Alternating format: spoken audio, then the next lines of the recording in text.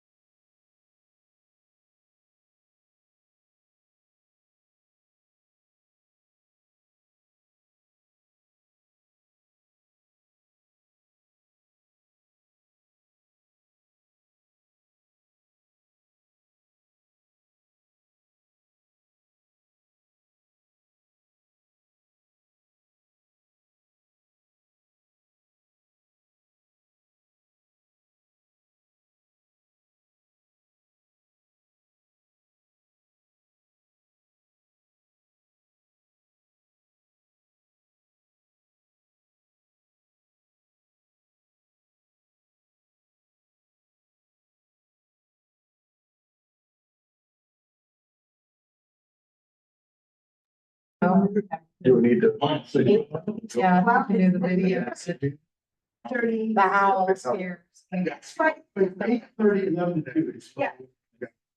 And they should be able to see your screen as well. So we're just actually one of these participants. Yeah. Yeah. It's an hour. Yeah.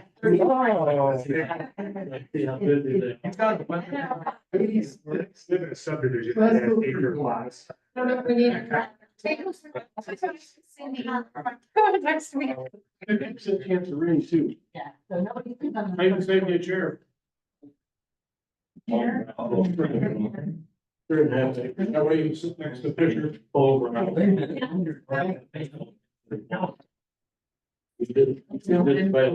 our dinner. Okay, so now. And I see very good phone. Yeah. Huh? And then. It's been small. Oh, I haven't seen them in October. Are you good, Glenn? You got it? Yeah. Where are we? So look, how's retirement then? All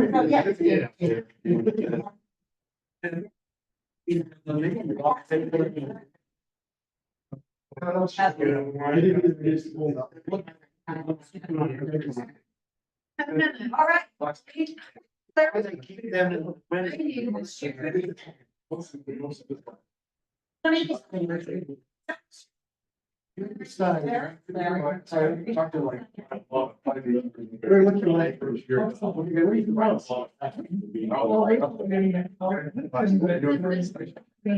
No, they're just about 13.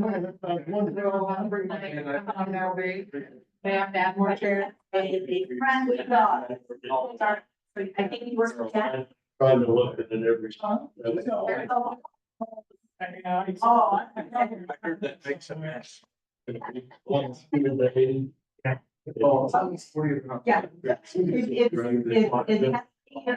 It's 40 years.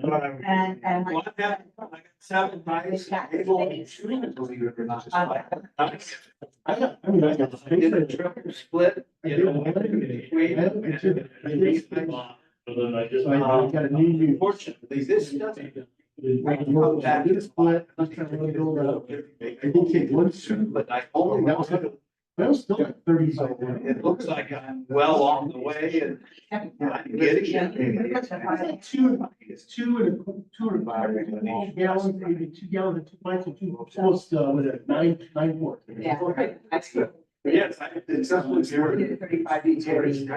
It helped me learn the. Oh, yeah. Helps. His Tom was sure I was. So. But it'll be late. Normal. He texted me today, that's why I was kind of like, okay. He texted me today that he is not gonna be home in time from Minnesota. That's fine. These are. Yeah, and I love seeing. Tom's Red Oak. I don't know. All right, Anybody want Red Oak? see, I got the special. Because I- What would you like? I actually get more. Yeah, he did, yeah. But he goes, I have to make it, and I said. Well, we got Marvin, I mentioned Marvin and Oak Ridge and. Make sure things are right. Oh, like every time I do that, every year. I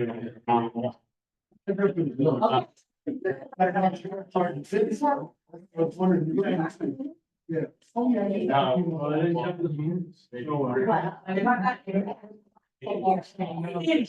No. That's farming. That's two more. Well, actually, you did, that's only one more. And one time too. I have.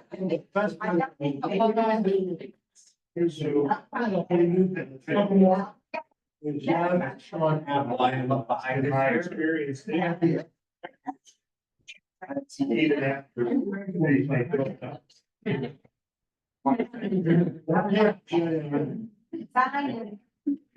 Yes. You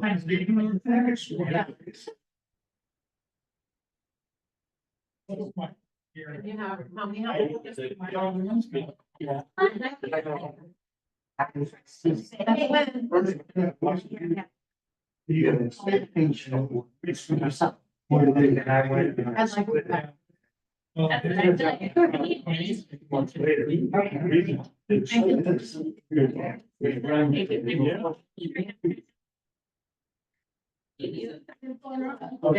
don't know if I stapled it. I don't know if I got it.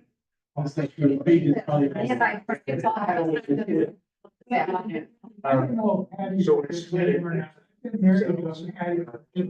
it's. Well. I go by. He's still there. I didn't spell it. It's probably. You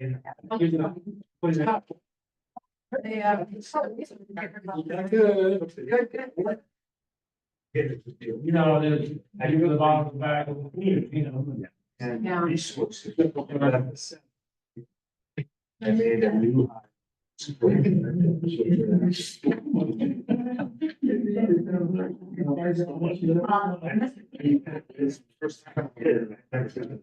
just like me, I tried to. Okay. Did you get mine?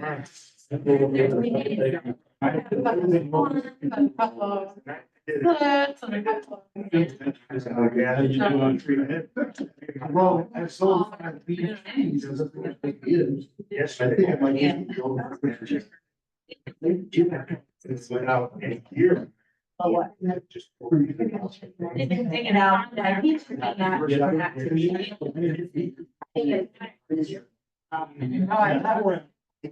Oh, I got. I got Sheila. They like feed the tree, come on. I got stung in my head twice, and my beard once. Yeah, it was, you know, that early, like, peach. That's why I might get. Yeah, right. Exactly. All coming. They got me 3 times. Okay, this one is it summer, you know. I've got one. He's got peaches that haven't been granted. So you can just. Hi there, young man, how are you?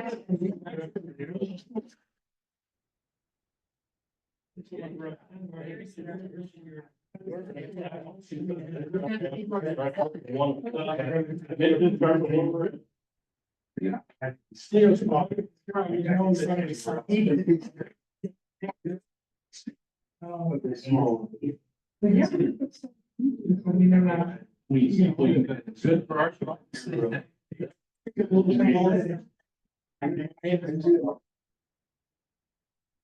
Can even get like a little thing, put right over, yeah. Mhm. Yeah.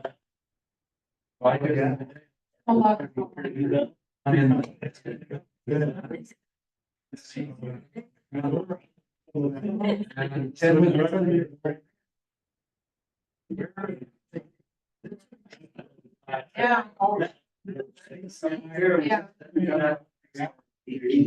Yeah, I know.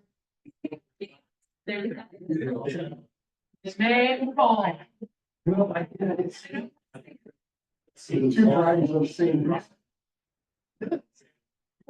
Did that this spring. Never. It's like. Water. In the spring, it took cinnamon, and coats. Trying to get them all down. All the other. They should not. And great consistent, but just. They do. Yeah. Yeah. Well, that's where you. It's all like, you take the money.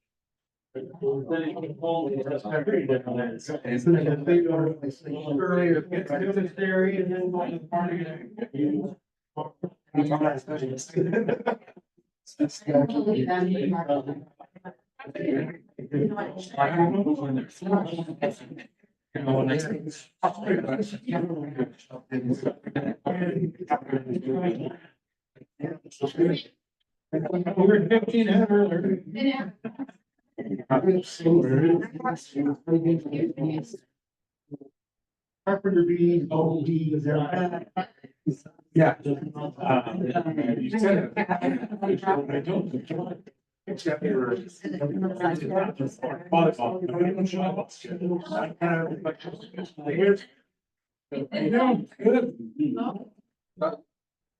How far? Well,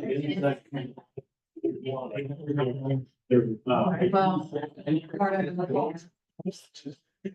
Just that back. Hardly reach. Yeah.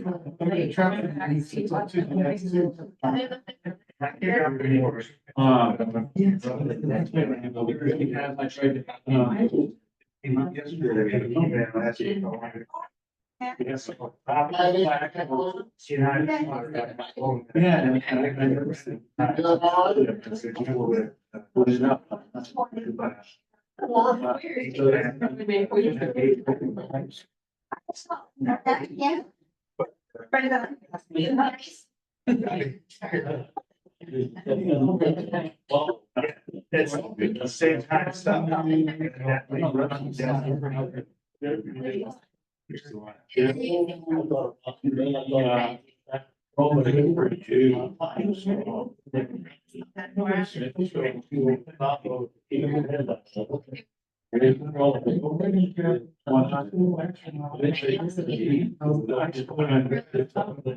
And so. Yeah.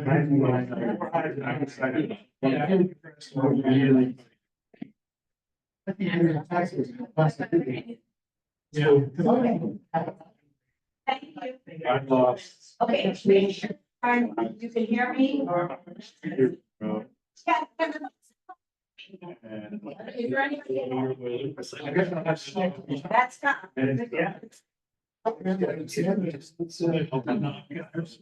Yes, but it can. Can you hear me? Well, we just have to meet and I'm here.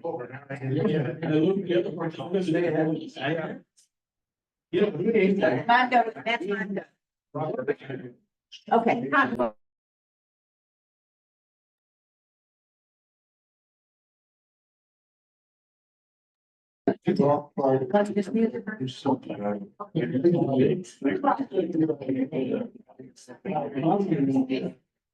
All right, you guys. Oh, did you? Did you want to follow well? I said you might. Yeah.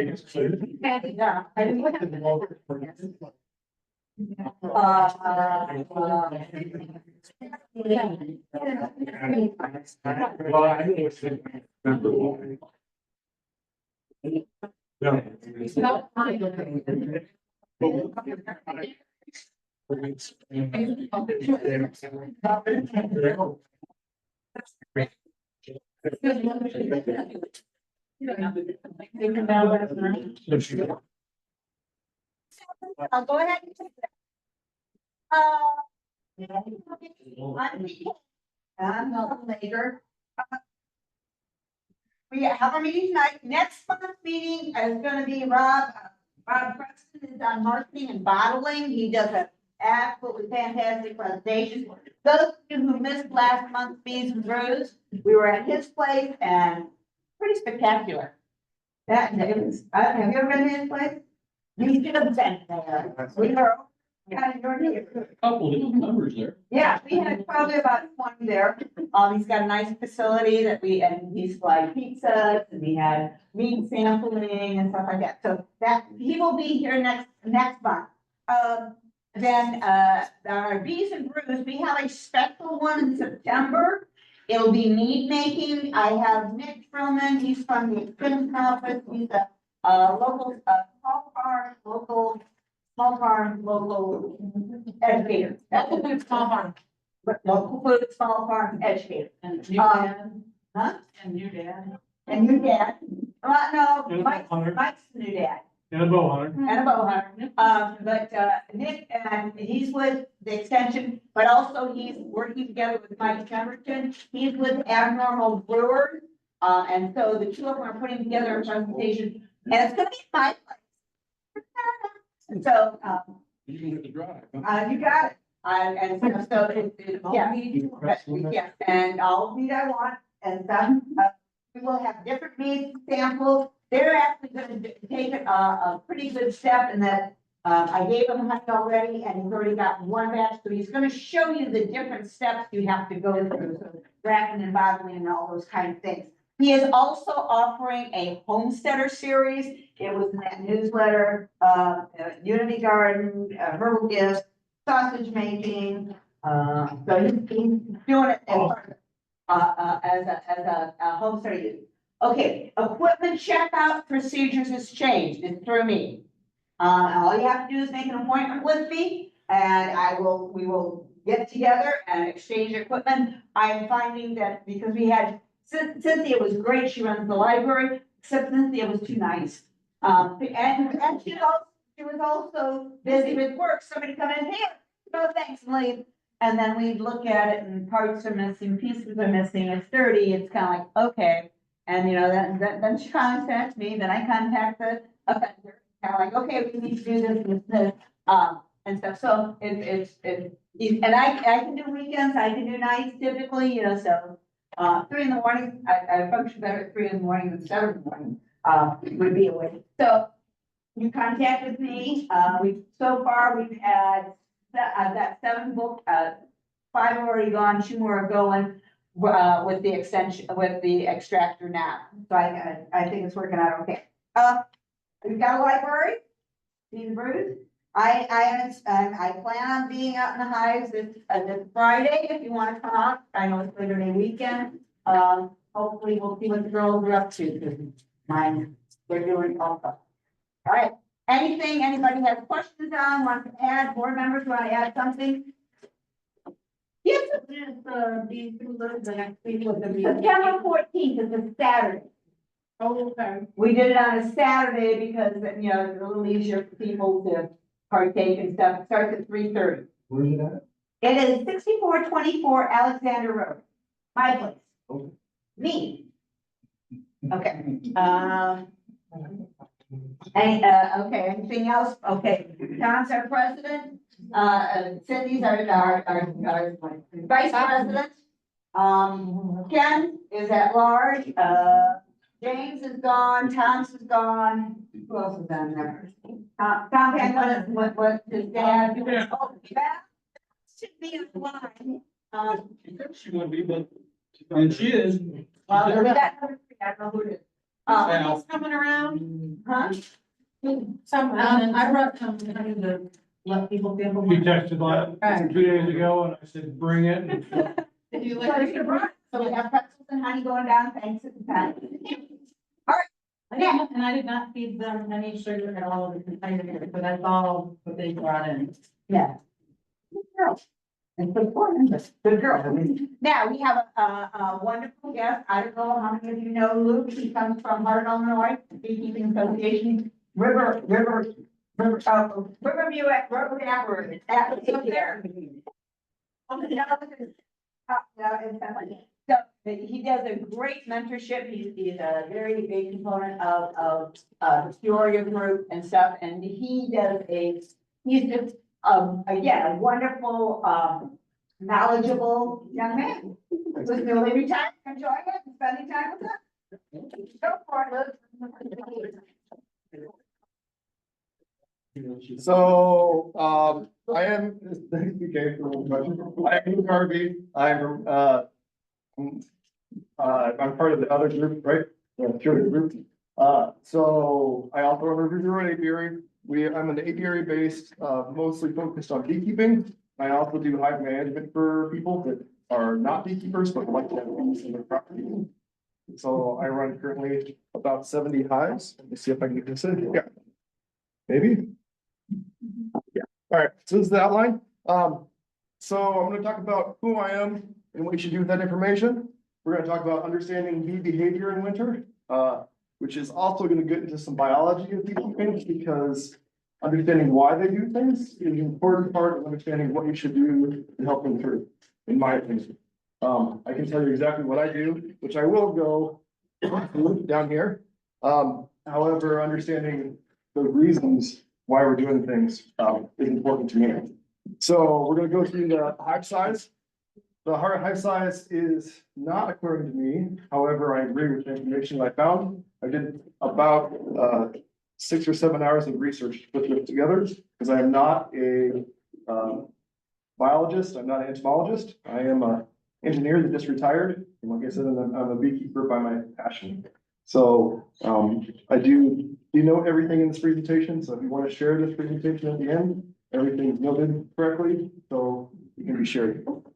We're talking about hive location and positioning. We're going to talk about insulation, feeding bees, pest disease and management. I tried to get away with not covering pest disease and management, which you should be taking care of right now. However, because I'm tired of talking, but we're going to talk about it anyway, because you can't get through winter without at least having a conversation about what you might be doing in your hive. And then winter monitoring. Also, I tend to mumble, talk really fast sometimes, especially if I get excited about something. So if you have questions or need me to repeat something, please do not hesitate to interrupt me. So again, Luke Harvey, I've been beekeeping for about a decade. I'm an owner of Riverview Road Apiary. I run between 50 and 70 hives. I manage hives, which I've already talked about. It's called my Bee Friend program. I have hands-on classes with equipment. One of you have taken in here. That hands-on classes with equipment is basically my answer to having introductory beekeeping courses that are 8 hours and are like drinking from a fire hose. You don't get your hands on bees, right? So I do a different approach to that. It's separate from the clubs, and it also gives you equipment, because I don't know how many people are new. And I see some faces I recognize, but how many are new? Like this is your first year, second year, okay.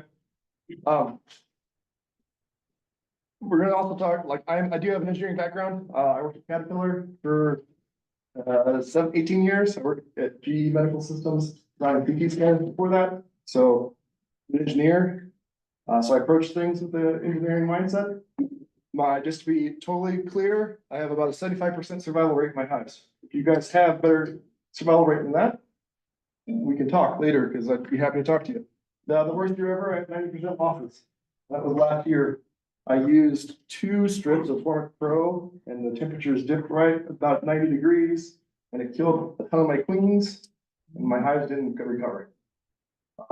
So that was probably my worst year ever. And then why I keep bees? I keep bees because I love bees. They're fascinating. They teach us to be patient. They teach us to be kind, right? And they work together. And realistically, they're engineers, so they're like-minded individuals. I still cuss at them when they sting me. Now, what should you do with this information? Understand that beekeeping is local. These are my experiences. This is, again, right? I do studies, but they're very small. 70 hives is a relatively small study size, group size. So these are my experiences. You may have different results than what I'm seeing. I want you guys to all keep that in mind. And I want you to ask yourself, me, if you have a question, why is he doing something? Is he doing something, he's doing something different than me? Why is he doing that? So it's kind of why I'm approaching it with, this is what the bees do during winter. This is how they act. And this is why I do the things I do. So I don't have a magic bullet. I don't have magic bees. Bees are largely bees. There are some genetic differences in there that make significant impacts to winter survival and general survival. However, those not everybody has those, and we're just gonna have different experiences. I say all of this because when I was a new beekeeper, I went to a presentation and the guy said, This is what I do. I don't treat my bees at all. I don't care. If they get through winter, then they get through winter. If they don't, then they die. And so I didn't treat that year and lost a ton of bees. And why did I do that? Right? I came back out of the season. Why did I do that? So when you have speakers, doesn't matter who they are, please consider what they're saying and why and where they're having keeping bees. So the overall goal of this presentation is to reduce winter losses and ensure hive health. Usually those go hand in hand. So, and then my key takeaway from all of this, I want you guys to walk away with, if you remember nothing else, anything that I've said, is that healthy hives going into fall tend to be healthy hives in spring. I say tend to be because it can starve to death, but me having enough food is kind of having a healthy hive. So, and we all want healthy bees in spring. So, bees, as we know, survive the winter, ideally, form a cluster, right? They have a cluster formation. This is a picture of a cluster formation. I stole it from another website because it was out there. They need about a temperature, they're actually ideally, they're a tropical creature. They need a body temperature of about 60 degrees in order to function. Internal hive temperature also needs roughly 60 degrees. It has to be higher than that depending on situations, which we'll talk about. Their brood nest has to be between 95 and 96 degrees to raise brood. Everybody knows what brood is? I'm not using vocabulary that we don't know about. Awesome. All right. And then fall and winter bees are diutinous. It's Latin. It means long lasting. So their physiology changes. The physiology right now, the bees right now, we'll see a slide later, are basically the bees are going to get you through winter, which is why healthy bees right now are important for healthy bees in the spring. So, these bees, we're going to go into some physiology about why they age slowly, but they basically age slower than our other bees during the spring, which allows them to last longer and not as many die. Still have some die off in the hive. Every season, even in my healthy hives, we'll have some die off. Ideally, if it's warm enough that they get to go and take them out, we'll see them flying away with the dead bees because they clean out the hive. However, they don't always get to it, but it's still there. So these bees will remain in a nurse-like bee state for about 3 months, compared to like 3 weeks. They do have larger fat bodies. This is an important portion of what keeps them young for longer, a larger fat body. So remember that. We're going to talk about it later. We talk about managing those pests. Okay. So there's 4 main things to understand. This goes into a little bit of physiology. This hieroglyphics over here, I'll explain. It is pretty interesting to me. So the hypopharyngeal gland is a gland that sits in the front of your bees, right? You guys know where royal jelly is made from? No. This gland off the front, right by their eyes, is what makes royal jelly. Nurse bees. So nurse bees have this gland. As I've got this, can I move this? I can't. All right. As they age, they have more juvenile hormone. This turns off this gland and makes them into forager bees. So notice the nurse bees have juvenile hormone, and this changes them to forager bees. Forager bees have a lot of this juvenile hormone, right? So they change from nurse bees to forager bees because of this hormone. This hormone also decreases mitogelin in them. All you need to know is that is an antioxidant, so that thing helps break chemicals down. It's also created by the fat body of the bee. So winter bees have a whole lot of this. Nurse bees have some of this, and forager bees have almost none of this. In fact, this process it changes from this to the juvenile hormone, and actually is a negative feedback loop. So it actually pushes towards that until they eventually wear themselves out and die. The hemoglobin protein is there. Biogelin also changes with this, but nurse bees and winter bees share similar amounts of this. So the biogelin we kind of talked about, right? High amounts in winter bees, high amounts in nurse bees. Antioxidant helps them live longer, slows down their aging. And this comes from the fat body of the bee. talked about fat body in the last slide, right? There's more fat body, which allows them to create more of this chemical. As they get older, this decreases, right? This makes them into forager bees. It happens naturally this time of year. However, during winter, it slows down. And then the workers also produce a thing called ethyl oleate. This ethyl oleate is a chemical they send off. The brood also excretes this chemical that slows down the aging process, maturation process of the bees. So it keeps them younger for longer. And all this is important because forager bees, there's nothing to forage for. Nothing out there for them to forage for. So they need to stay in a state, a younger state, and live for a longer period of time so they can get through winter. Okay, so this is the why, this is the chemical things that happen in our bees that allow them to live longer. Now, here's a lifespan of the 12-day period all the way through winter. Right, so this probably can't see it. Starts not. This is August 31st, actually about 3 days away. This yellow and black is actually brood. And then every 12-day period, this is how the hive changes, population changes. So in this 12, so you slowly age by the end of December 5th, right? We have aged almost all these bees out. These have almost all died. These are forager bees. And as it goes on, you'll see that these bees have been born, and you'll stop being born in here. Right? We no longer have brood. We have very little brood. Oops, sorry. Can I go back? Yeah. There we go. All right. We have very little brood as we get to the end of winter, where they start laying again, December 5th, right? Around the solstice. So your bees that are born in this time period will be alive in this time period, right? Month, you'll be alive in December. So we have to have healthy bees here to have healthy bees down there, right? So in order for the hive to survive, you have to be healthy.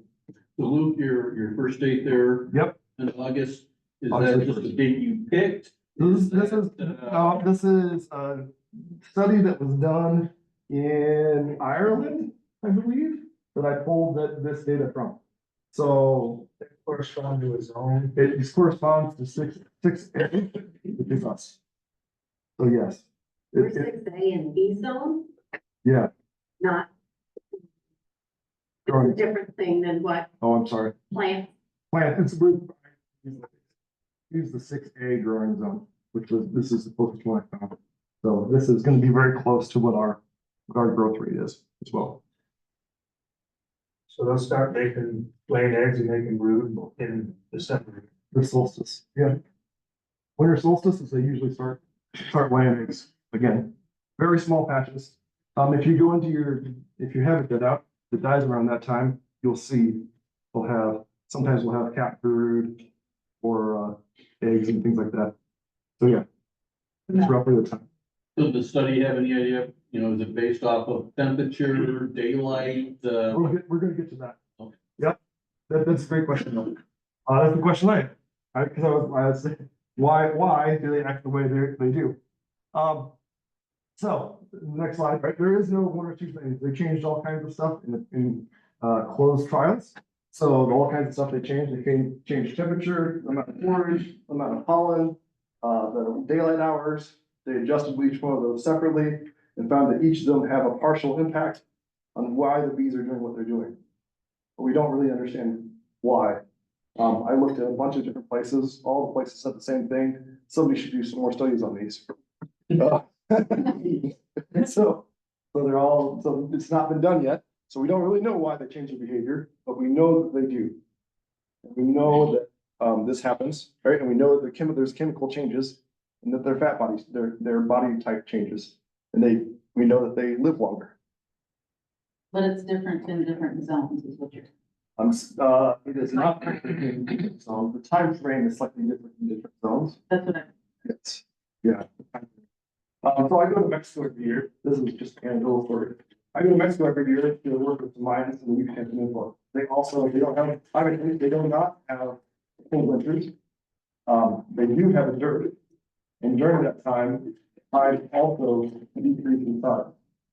So, it took me a long time in a lot of different ways of asking, to say, are you sure this happens? You sure they decrease in size? Because you think that they have such different weather, there should be something blooming all the time. Said, no, there's an off season where they decrease in size, and sometimes we have to feed. So I think regardless of where you are, there's a growing season. The behavior changes at least partially due to a growing season. You correlate to their rainy season, It correlates to the rainy season, yeah. because they can't get out. Yep. All right, so this is a huge, I know this is a wall of text. This is gonna, and sorry, the formatting changes because this TV doesn't have the text format that I use. That's okay. So we know that the bees keep the inside, we talked about, they keep the inside of that hive warm, right? 95 to 96 if they're raising brood, 60 degrees, roughly 60 degrees if they're not. They don't heat the whole hive, they heat that cluster. But the way they do that is they have two sets of flight muscles in that center portion of their body, right? And they, two sets of flight muscles, one go up and down and one goes side to side, so it kind of looks like this. And they flex one of those sets of flight muscles, doesn't move the wings, which allows them to create heat. So they will create heat. If they get below 50 degrees, we've all seen a girl, worker bee sitting out in front of your hive, and it's like 45 degrees out, and she's not moving. She's gone into a chill coma. It can't come out of that coma naturally, it has to warm back up above 50. If you try to warm them up in your hands, they will start moving again, and they will immediately sting you. Because I've done it. So don't really try to save them. They're there for a reason. Usually, if they are not good enough to get back inside, sometimes they go out just to die. So don't try to do that. Activating these flight muscles, one of these sets of flight muscles requires something to metabolize, requires honey to metabolize. Actually, to metabolize that honey, they need a small amount of water added to that honey to actually consume it and metabolize it. And this is important later because there'll be some disagreements in beekeepers on what you should do with your hive in the winter. And this is the reason why I do something different than everyone else. The things I was taught when I started. The cluster, right? We go think back a couple of slides, we saw that cluster of bees.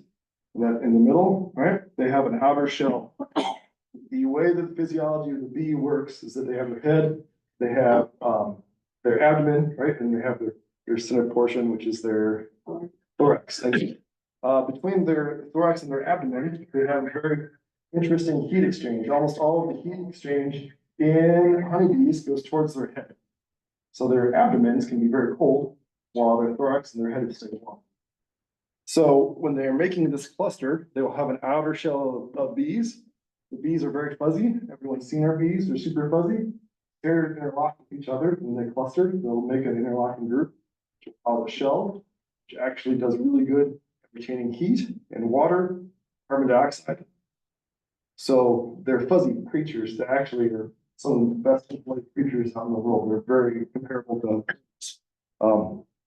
And so we'll find that shell is an important part of that cluster. And then as they're sitting in that cluster, they'll all be pointing inwards, right? Because they're retaining the heat as best they can as their abdomen is cold and chilled. So their normal metabolism actually is about 50 degrees. They can almost maintain 50 degrees after just normal metabolism. They have to have a large enough cluster in winter for us to maintain that metabolism. So a healthy colony of bees is relatively large going into winter. Some of them will die off because, think back a couple of slides, we saw that their population age, right? So we have natural die-off, so we'll think some during winter.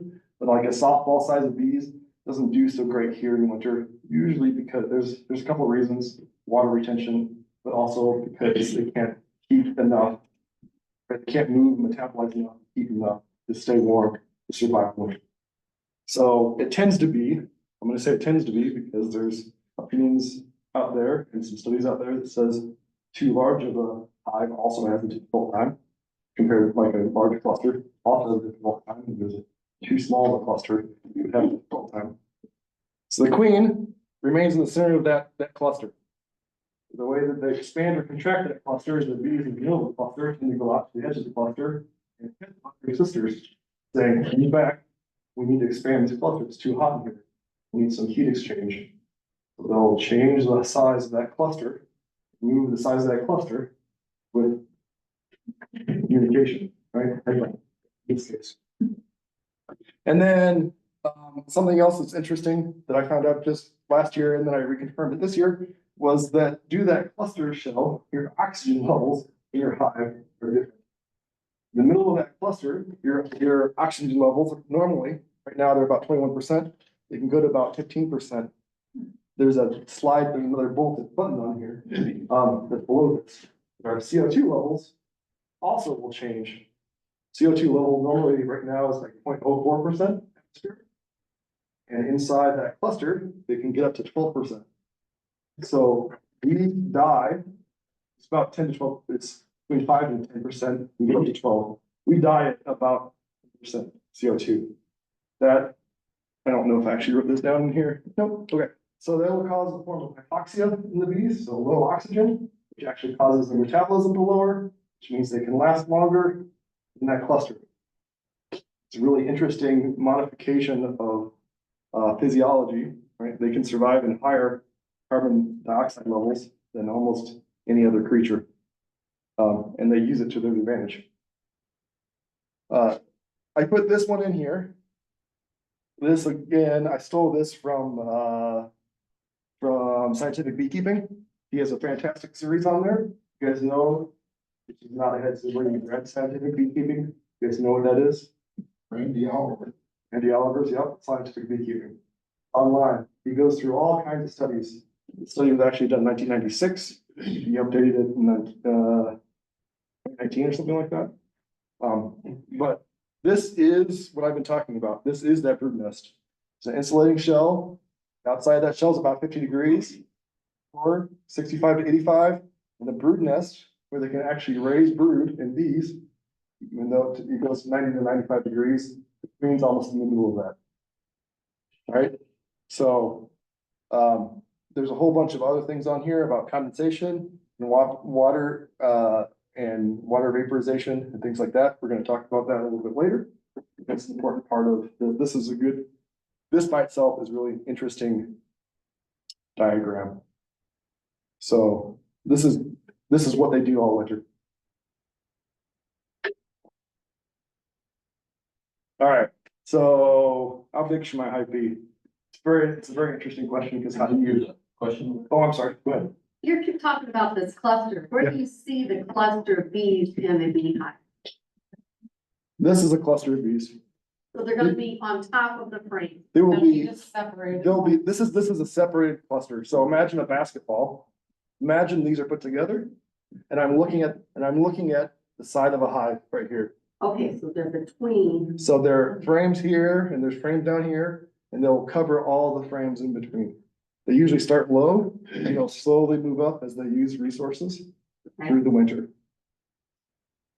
How much gaps in their inch? In the frames? No, it's bee spacing. Yeah, but just from one box to the other, so we've got boxes there. So this is, yeah, if you made this into a box. This They is, could be between two boxes, they could all be in one box. yeah, when you say what the gap is, what gap? Well, like between the two soup, you got your frames on the top. So it's bee spacing, which is an eighth of an inch, right? Eighth of an inch. Get rid of me. Three what? 3/8, is that good? 3/8 of an inch, thank you. So they'll just move that whole ball.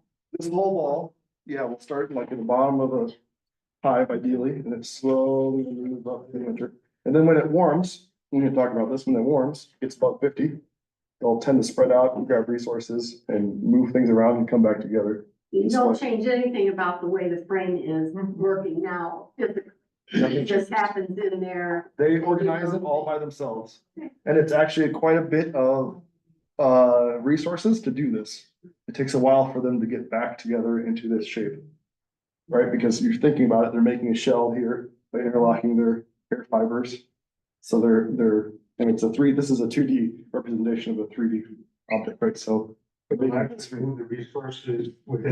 they'll grab resources and bring them. Yeah, they can move them. They usually move them up and down. They don't usually move them side to side very much. You talk about how to position frames. No, but I can. So, okay, we'll get to the questions at the end, and yeah, we can talk about positioning, frame manipulation. All right, this. So, how big should my hive be? Right? We don't really have a huge, to be frank, right? We don't have a huge number of controls that you can say, I want my hive to be this big, or I'm gonna make it this big. The bees are largely gonna grow at a rate depending on the resources that are available. You can find resources, you can feed. I have been feeding since August 12th for my bees to make sure they have enough resources, they're the right size to get through winter. Which is also the date the last date that I do my last round of treatments on. So my treatments, I try to end by August 12th. And it's realistically just because of bee math. The number of days it takes for the egg to lay, for the bees to grow, right? 21 days for a worker, 24 days for a drone. I don't really care much about drones this time of year. I have a soft spot in my heart for them. They're not gonna do much for me during winter. They actually get kicked out during winter and they'll die, they'll freeze, right? So I'm trying to have all my bees ready so that in winter, I have a population by August 31st, right, roughly, a population now that's healthy, right, I finished treating, that's healthy, that I can get this here healthy. So August 12th is usually the ideally last date that I want to have my mite counts under control. It's not to say that if you don't have your mite counts under control now, there's nothing you can do about it. It's just not true, right? I have hives that still have honey super on them, right? They don't seem to want to finish capping, and I kind of gonna take it off or just leave it for the winter. But August 12th is usually the date that I shoot for mite control. So that's the end of your mic control? That's my mite. And then that's when you start, usually, that's when you start feeding St. Leonard? I usually feeding, start August 1st. When do you pull your honey? It's been, what's that? When do you pull your honey? July 4th weekend. And if I have extra, then I'll pull it August, like the last day of July. Ish. There are hives I have set aside for winter honey, and those I treat differently than all my other hives. So, yeah, there's lots of, it just depends on your. And how much honey do you leave on your hives in the winter? 60 pounds. It's a good question. Is that a super? The 30 pounds is a super, So that's ish. I think Formic Pro, the directions said not to feed while you're using Formic. The directions of Formic Pro, there's multiple, we can talk about Formic Pro. Directions of Formic Pro, there's multiple things. You can't treat when it's above 85 degrees, you're not supposed to. If you read the directions, they suggest 2 strips of Formic Pro. 2 strips of Formic Pro will penetrate caps. Personally, I had terrible success with 2 strips of Formic Pro. It killed all the mites, yes, and it also killed my queen. So the other way you can apply Formic Pro is 2 10-day sessions. You can take a break in there if you have like a week of hot weather or so the week 2 weeks ago, yeah, we had next Monday's work, then you can take a break and then you can apply your. Technically it does work, although if you read the instructions closely, they say that it doesn't penetrate the caps. I don't know if it's true or not. What about feeding? But feeding during that time, so I do, if they're a small hive, I'm going to feed. Right, as far as Formic Pro goes, I don't know if somebody has the full instructions up or not, but I'll treat with Formic Pro for my small hives. I do, so I went to the National Bee Conference and they had a presentation there. They had a presentation there from the guy like, after the presentation, I did a study on vaporized acid. The vaporized acrylic acid experiment he did was how many grams of vaporized acrylic acid do you have to have per high quantity, and what duration should you treat? So I had about it.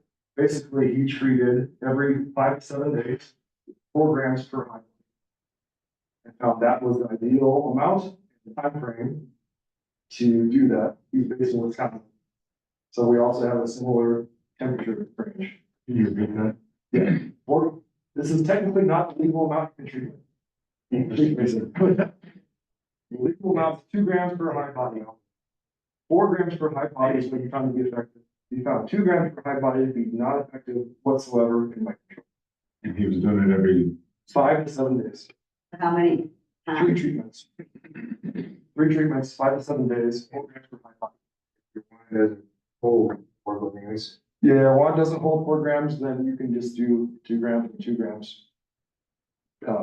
I should have brought it.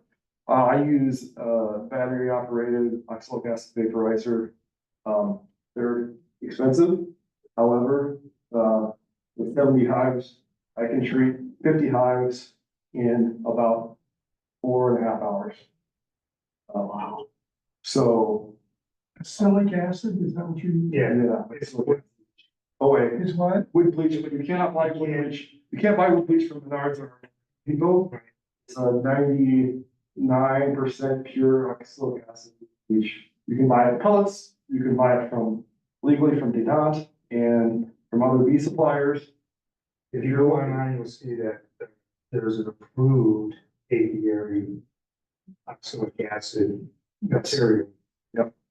But wood bleach is oxalic acid, and you can find it in these supply stores. You can also find it in rhubarb, in marigolds. It's naturally occurring. It's in nature. It is a organic acid. I wouldn't get into this too much, but it's organic acid. It exists in the hive. It doesn't stay in the honey. It only lasts for 2 or 3 days within the hive in a crystallized state. So what you're doing is you're shooting in the gas that vaporizes, condenses on surfaces, and then is in that hive. This is not the feet pads and the mouth parts of varroa mites, which I find some sick happiness in. It's very bees. And it's been used in France and Germany for 20 years or something like that, as long as they've been dealing with varroa mite. And it'll actually also works on the next type of mite, which will be coming into the United States within the next 5 to 10 years. Hopefully longer than that. However, there's another mite that they found in Ukraine. They found all over Asia. They just found it in Ukraine because Canada can't import bees from the United States. They import it from Ukraine, where these mites are currently triple ellipse mites. I don't recall there's oxalic. They don't know. No one's really done any studies because the tracheal mites kind of disappeared when we started focusing on varroa mites. So is it outcompeting? Are the varroa mites outcompeting them? Maybe. But most people just treat so hard for varroa mites that maybe it wouldn't surprise me. So anyway, so that's what I do. What I do for winterization, I treat with oxalic acid. I treat with too much oxalic acid. I will also, because it's safe with honey supers on, I have a couple of honey supers that I'm testing. That I am having on, those on, just to see what it does. It's not for sale publicly, it's my honey. So if I get sick, I'll understand why. Any other questions? Those are good questions. So you said, like, if they're making drones right now, Mhm. I mean, do you ever just scrape the? Drones off? Yeah, drone control, I will. It depends. We still have some time, right? PK should be relieved to hear that because she's got this swarm. We still have some time for queens to mate. Not a lot, right? Right. You gotta look at the queen calendar. We don't have a whole lot of time there. The other issue that I see around this time of year is that dragonflies are around a lot and bald-faced hornets are around a lot. Dragonflies are like the apex predator of the insect world. and they love eating queens. So so you'll see there, the queen, the amount of successful matings this time of year for queens will drop off pretty significantly. If you talk to any queen rearer, they all tend to stop this time of year, just because dragonflies are everywhere, and what are you gonna do? Okay. Let's. Okay. So how big, we said we want to get best. How big should the hive be? So there's some grading that's done. For those of you that eventually want to get into pollination services, this is how they grade. They basically look for, on a 60-degree day, a frame that's covered in bees. Maybe you look at each side. Basically, 9 frames of bees covered in a warm day should be sufficient to survive winter. Somebody asked about 60 pounds of honey. That's what I look for. And you just put I just look at the back of the hive. I go, yeah, that's about 130 pounds, because it's gonna be about, so mathematically, I'm lifting it up on one end. I use Langstroth hive. So if I lift up on one end, I can roughly guess the other end's gonna be, should be the same, right? If I lift the whole thing up. So I do have a game weight scale, but I used to do that. And then after I'd be like, oh, this is correct, I'll lift it and see. So if it's super light, then I worry. If it's not super light, then I'm good. some. You're okay. I don't see. Right, you still have time. The goldenrod is just starting to bloom. We were just talking, right? Goldenrod bloom is just starting. Goldenrod, so goldenrod is a really interesting flower. It's fantastic for our pollinators for the end of the year. However, the ash content, which is the undigestible portions of the honey, tends to be very high in goldenrod, which means that they'll have to poop sometime during the winter. Which is nice, because sometimes, because our weather can't make up its mind, and sometimes we have nice days during winter, and you can actually stand outside, my hives at least, and hear them pooping, because it sounds like it's raining. But that's the area that has 15 hives. So it's kind of gross, but it's still getting out, right? So, yes, I don't expect your hive necessarily to have 60 pounds of honey right now.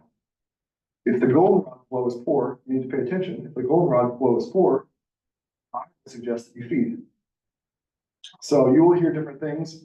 Jim, our bee inspector, disagree pretty strongly about what feed is good for, right? He often calls feed junk food, fast food, right? It doesn't have the nutrients quantities that pollen and nectar have. I agree. Pollen and nectar wild is much better for the bees, tends to be much better for the bees than normal feed. However, feed is calories, and there's very few ash indissolubles within fed sugar water honey. In fact, have you tasted sugar water honey? What you know about? It has no taste to it. Yeah, it's like syrup. It tastes like nothing. And you can almost tell immediately, oh, this is sugar water. So I would much rather feed and have to wait there for the bees for winter than not have to wait and have them starve and have to feed. Now, there are methods here that I'm going to go over that you can feed for the winter to make sure that they survive. These are different methods, and you may have enough weight there to go through winter already. However, you still may have to feed. And these are emergency feeding methods, which are not here yet, but I'll get to them, I promise. All right, so hive locations. This is one of my hives. This is a picture I just took yesterday because it was too hot to work the hive, maybe even though it was in the shade. This is this is the extreme portion of one of my hives. They're way off. They're well further into the woods than almost all the rest of my hives. However, this is southeast and the north is this way, right? Our winds from here come from the north that are freezing cold, from the northern winds. I just want a wind block of some sort in the back of your hives. Don't really care how you do that. I thought I had a slide in here of, maybe I don't. Yeah, there we go. All right, so So I do have, so insulate or not, it's largely personal choice. You can insulate your hive. This isn't the same hive. This is an insulated hive. So R value is roughly 10. And R value, 1R is a unit of insulation. 1R is 1 inch of pine. Your normal insulation in your hive is roughly like, it's a 1/2 inch piece of wood, and you have some frames in there. If you have an R of 3, a tree has an R value of roughly 10. So this is almost the same as a tree. I like the styrofoam hives. I have lots of them in my property. I have a mix of all kinds though. And I would say as far as the insulation goes, on the survival rate, doesn't have a hugely significant impact. They both survive. Wood will survive and polystyrene will survive. So do not go out and be like, oh, I have wooden hives. I'm gonna get rid of them all. I'm gonna go to polystyrene. No, please don't do that. My comment on insulation is making sure the lid is insulated because condensation, heat rises, hit a cold lid, that's what drips and moisture. So And we'll talk about that. Okay. That's the thing that we're gonna disagree on. But that's okay. I'm okay with disagreeing. This is an insulated cover that I've used for this. in fact. This is just R10. So this is an R10 already. This is an R10 cover. It has a wooden frame that sits in there. This can slip over the top of that. Those work fine. For areas that I can't get to routinely, this is an area that I don't usually get to in the winter. I'll use these things. Does that sit directly on the ground? This sits directly on the ground. You can have it, you could cut it off here so that the entrance is there. If you look close to this hive, I have pictures of it. The other thing that they do with these is that they don't wait for you to make a better entrance for them. They'll make their own. So there's a hole here, there's a hole there, there's a hole there, there's a hole over That here. explains one of our 10 frames. So they'll just go through and make their own holes. They don't really care. They're not gonna wait for it. So, which I don't mind for me, right? You're gonna chew up my hive. That's fine at your guys' house anyway. Go ahead and do with it what you want. So your cover, do you, leave a vent at the top? We will talk about that. My answer would be no, and I'll tell you the reason for my answer in a bit. This is another hive that I had out there. This was from 10 years ago. I thought that you could just insulate here. There's an insulation board over here that you can't see as well. The problem with these is that this is still insulated right now.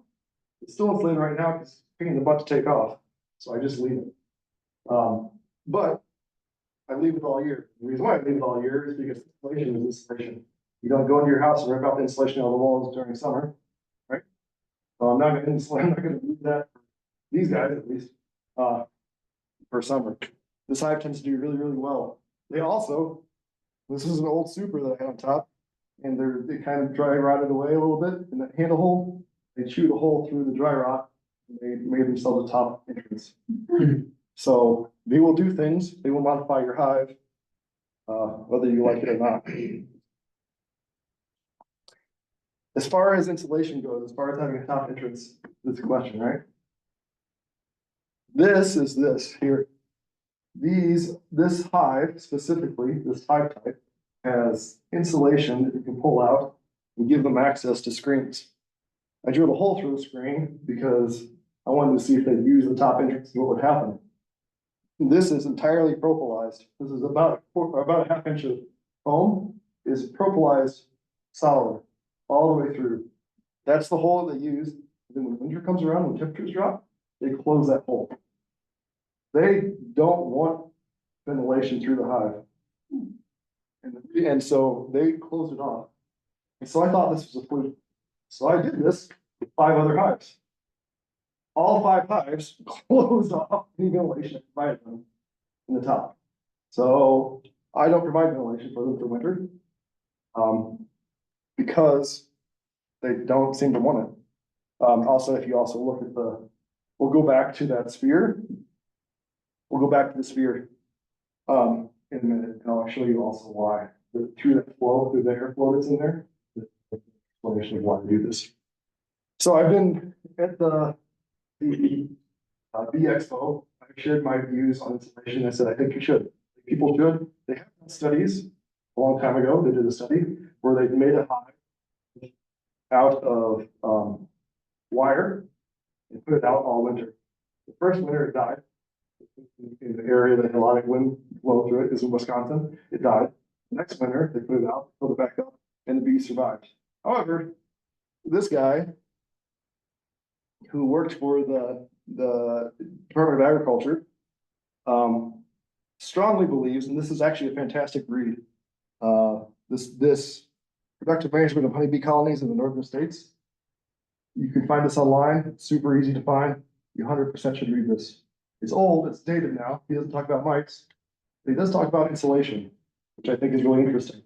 Also, if you read Langstroth's writings about the Langstroth hive, his main concern, his main argument about his own hive was that it's not insulated enough.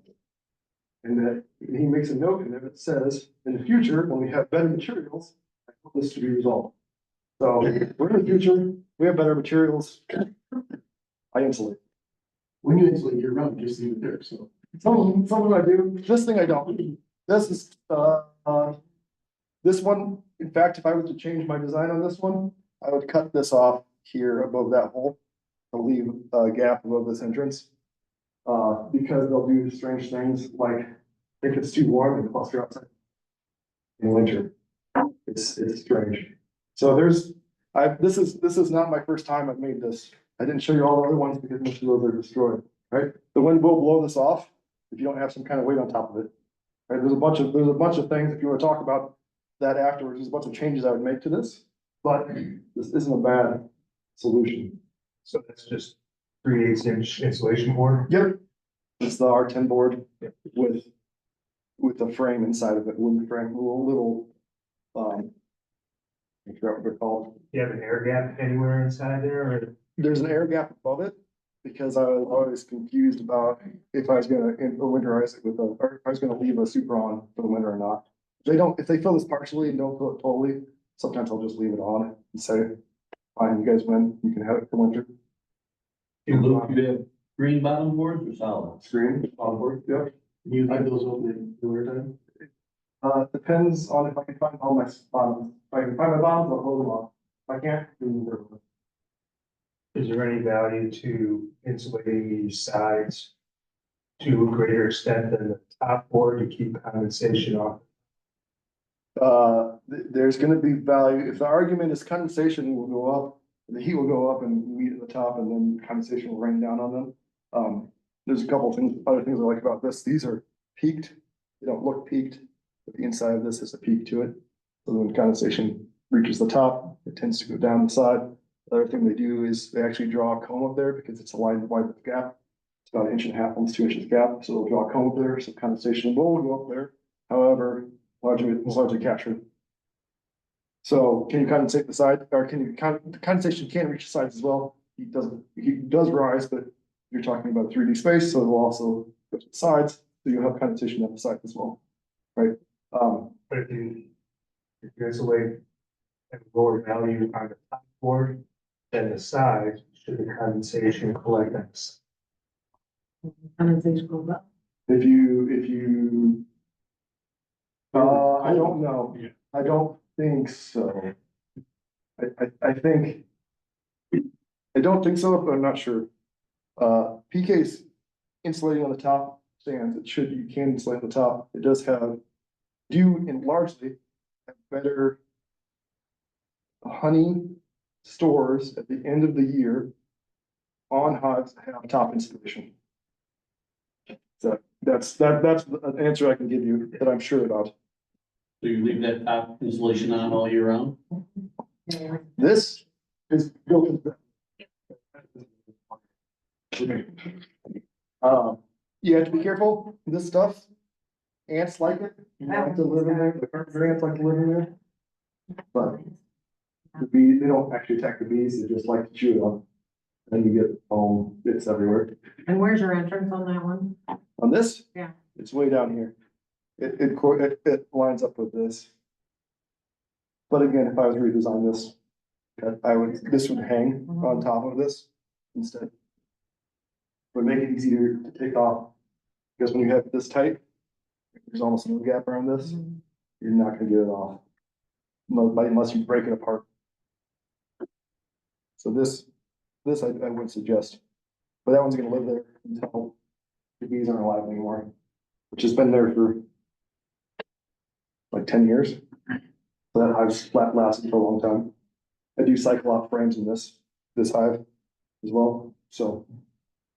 Anyway, so here that you can't see, can I minimize this? I minimize this. I cannot. Okay. Then we'll go back to this. This. So this you can't see, this is insulated up here. So Randy Oliver seemed to agree, yeah, you should insulate the top of your hive at least, right? Keeps your things, your hive a bit warmer through the winter. All right, okay, we're gonna talk about a little bit about the water vaporization, right? So off of a pound of honey, roughly a pound of honey, you get almost a cup of water through breathing, the breathing of the bees. These bees will almost breathe as much as we do, put out as much carbon dioxide. If you guys are out in your hives, check for ticks, because ticks really like my hives. Because ticks aren't very smart, and you just think that there's a person there. They're trying to find somebody to latch onto. When they breathe, the hot air goes up. It does tend to hit a location, tends to find the first cold location and condense. The inside of a tree, I do cutouts.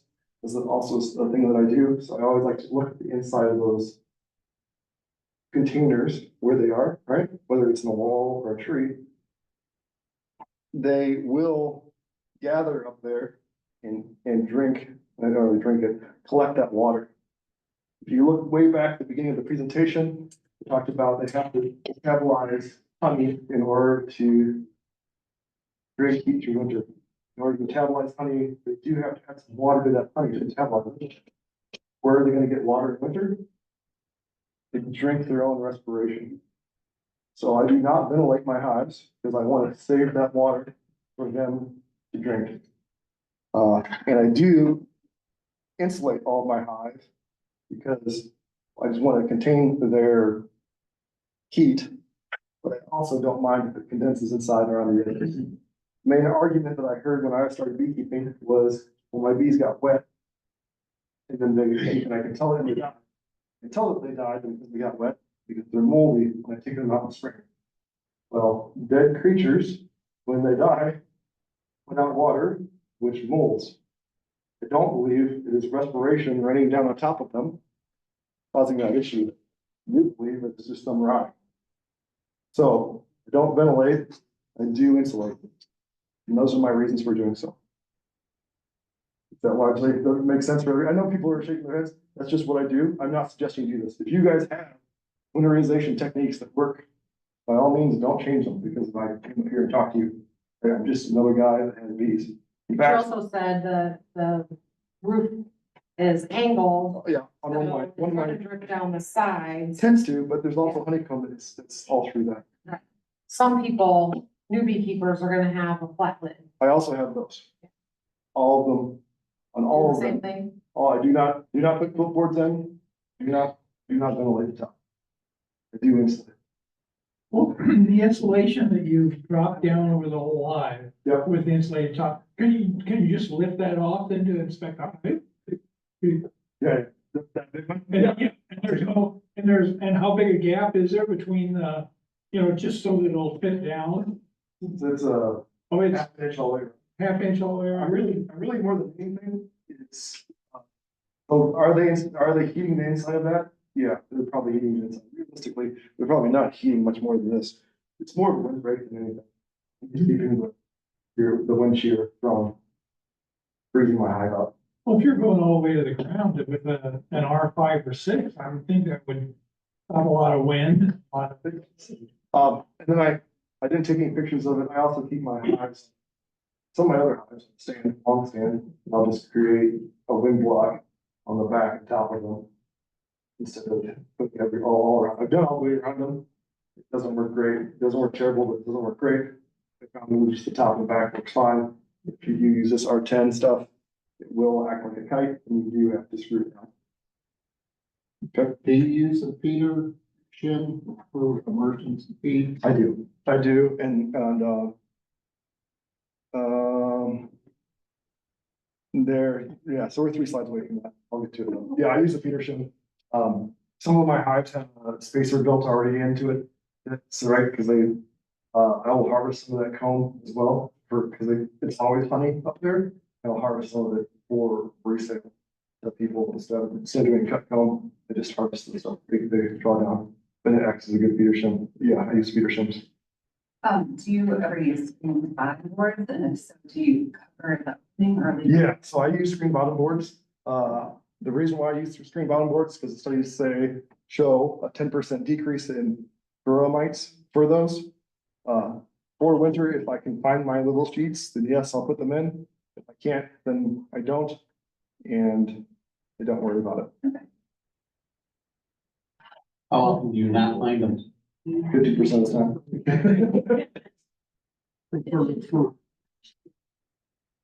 Just you said you do have some boxes and just instantly on top as well. Yes.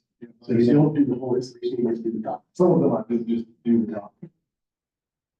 And some of those are take care of hives for people as well. And some people are say, yeah, I'm gonna do, in the beekeeper, right? They still get some say what they want to pay for.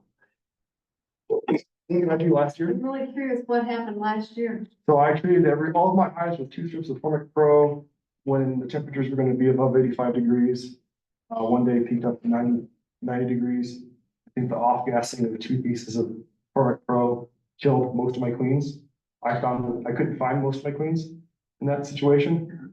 They didn't requeen in time for winter, right? And so they died. The population just dwindles and dies. There's a couple of them that died probably due to, because I had so many, I had supers on one. It was a huge hive, just massive hive.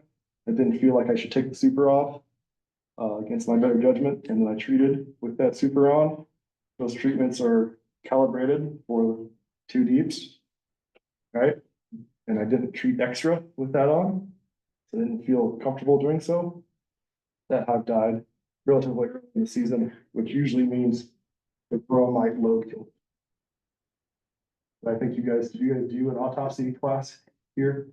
Yeah. Yeah. So basically, the rule of the autopsy class is if it died early and you have tons of honey left, probably bromites. If it died late and there's nothing left, it probably starved. That's the 30-second autopsy review class.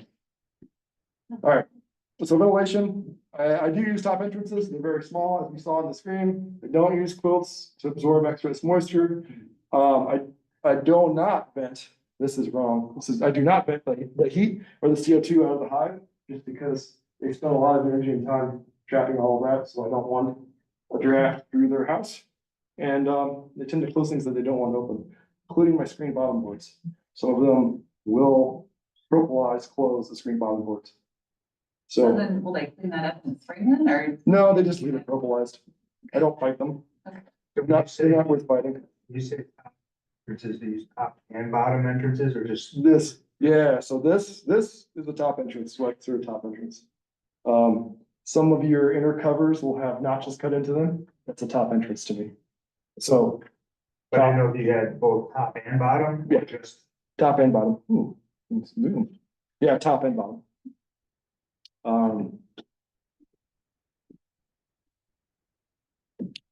All right, feeding methods. I know I'm running really close to out of time and I have like 4 or 5 slides left. So, You're fine. okay, you talked about shim boards, feeding shim. These are the different ways that you can feed in winter. Sugar boards or candy boards. There's some really nice ones that are made up there that you can buy all made up. You can make your own sugar board or candy board. It's not very hard. The instructions are out there. Make sure you don't caramelize your sugar, because that causes problems with the bees. But other than that, you can just put them basically on a box directly on top of your hive, and they'll eat that through the year. You can use fondant. The easiest way to make fondant is with powdered sugar. There's basically starch caking agents in powdered sugar. You can make your own powdered sugar if you're really worried about that. I've not found it to be a big issue. I don't usually use fondant unless I'm feeling really, I need to go out of my way to do that. I usually make my own with honey, my own honey and powdered sugar. And mix it till it's a fondant consistency. And then put it on top. Pretty easy. Only that from Tom. What did you say? I know, what did you just say? I'm sorry. It's funny. Yeah. Honey powdered sugar. Sure. Yeah. Oh, it doesn't matter. He does a lot of things.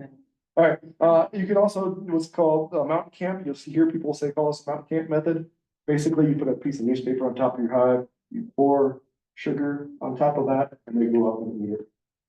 That's the mountain camp method. You can use that. Again, I realistically, these should be emergency procedures, right? You should always plan for an emergency, right? Have a plan in place. But ideally, what I'd love to hear is, hey, I didn't have to do any of that stuff, but these are fine. Whatever. And then don't feed liquid feed. Liquid feed causes issues in the hive.